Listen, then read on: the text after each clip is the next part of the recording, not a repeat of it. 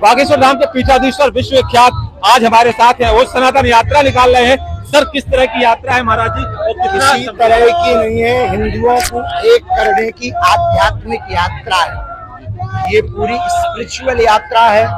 इसमें भेदभाव मुक्त, छुआछूत मुक्त, अंधविश्वास मुक्त, रूढ़िवादी कुप्रथा मुक्त एवं हिंदुत्व की कायरता को दूर करने, हिंदुओं के अंदर के डर को दूर करने, हिंदुओं के अंदर के भय को दूर करने, हिंदुओं के अंदर जोश के साथ होश भरने के लिए, हिंदुओं में अनेकता में एकता, विविधता में एकता करने के लिए इस यात्रा को निकाला जा रहा है।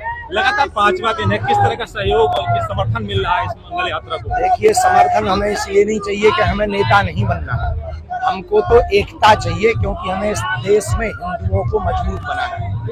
जय श्री राम का उद्घोष हो रहा है, लगातार जयकारे हो रहे हैं, हनुमान चालीसा का पाठ करके आप शुरुआत करते हैं। आप क्या करवाना चाहते हो? जो मक्का मदीना में बोला जाता वो बुलवाना चाहते हो? नहीं, राम के राष्ट्र में, राम के राज्य में राम की ही बात होगी।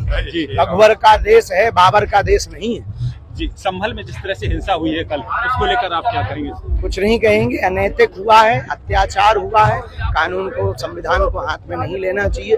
अभी तो हमारी एकता पर फोकस है। यही तो हम हिंदुओं को बताना चाहते हैं कि 20% में वो पत्थरबाजी कर रहे हैं, 50 हो जाएंगे, तुम्हारे घरों की बेटियों को उठा ले जाएंगे। जी महाराज जी, इस यात्रा का समापन कहाँ पर होगा और कितनी? समापन नहीं होगा, विराम होगा और फिर नई शुरू होगी। वो होगी ओरछा में। जब तक इस देश में गंगा रहेगी, जब तक इस देश में सूर्य चंद्रमा रहेगा, तब तक हिंदुओं को एक करने की चर्चा, सनातन को प्रखर प्रबल करने की चर्चा, एक ना एक कोई ना कोई महात्मा, कोई ना कोई साधु, कोई ना कोई हिंदुत्व का विचारधारा का व्यक्ति जिसके अंदर धीरेन्द्र कृष्ण शास्त्री जैसे ही भाव होंगे वो करेगा। जी, ये थे महाराज जी धीरेन्द्र कृष्ण शास्त्री जो विश्व विख्यात महान संत, वो लगातार कह रहे हैं कि इस तरह से, जिस तरह से हिंदुओं को जगाने की पहल की जा रही है, वो लगातार की जाती रहेगी और हमारे हिंदू भाइयों को जगाने का काम लगातार एक किया जाएगा। मनोज ओझा, न्यूज़ 18, महोबा। बागेश्वर धाम के संत धीरेन्द्र शास्त्री इस समय पदयात्रा निकाले हमारे साथ हैं। धीरेन्द्र जी, क्यों आपको लगा कि अब ये सनातन को जगाने की जरूरत है और क्यों आपको महसूस हुआ? विविधताएं भारत में पूर्व समय से रही, परंतु वर्तमान में जातिवाद का जहर इतना गहरा हो गया, जातियों के नाम पर गाली दी जाती, भेदभाव, छुआछूत, दलितों को घोड़ों पर नहीं बैठने दिया जाता। ये घटनाएं राम के देश को, हमारे हृदय को छलनी कर देती। ओह, एक मिनट आने दो पहले। इस देश को छलनी कर देता है। मन हमारा एकदम खिन्न भिन्न हो जाता है, मन अप्रसन्न है।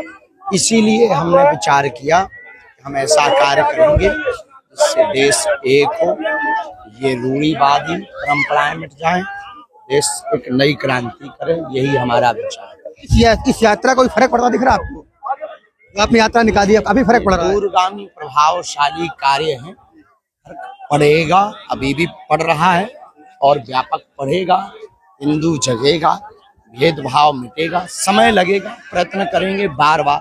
एक ही बार में लोहा गर्म करके कोई भी धारदार हथियार नहीं बनता है, बार बार गर्म करके हथौड़ा मारना पड़ता है, तब हथियार बनता है। एक होना कितना जरूरी है? जितना शरीर के लिए श्वास जरूरी है, जितना मुक्का बनाने के लिए 5 उंगलियों का होना जरूरी है, उतना ही हिंदुओं का एक होना जरूरी है। तो हिंदू राष्ट्र बनाएंगे आप? पक्का हिंदू राष्ट्र बनेगा आपके हिसाब से? तो लगता है हिंदू राष्ट्र बनेगा पक्का? हाँ। जो दंगा करा रहे उनके लिए क्या कहेंगे?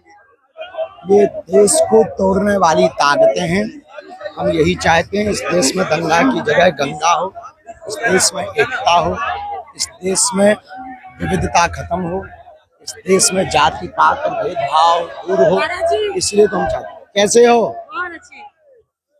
Thank you. ये हमारे साथ धीरेन्द्र शास्त्री थे। इनका कहना है कि कहीं ना कहीं जो ये सनातन यात्रा है काफी प्रभावी साबित हो रही है। अश्विनी मिश्रा, न्यूज़ 18, रांची।